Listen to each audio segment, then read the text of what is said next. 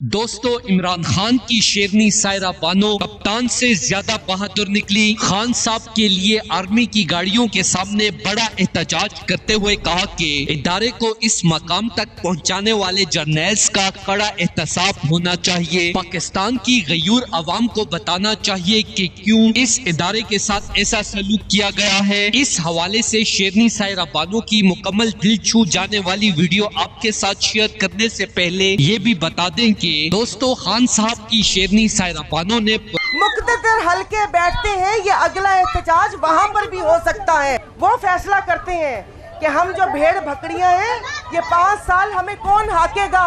नया सूरज निकाला जा रहा है, दिए में तेल डाला जा रहा है, हमी बुनियाद का पत्थर हमें ही घर से निकाला जा रहा है।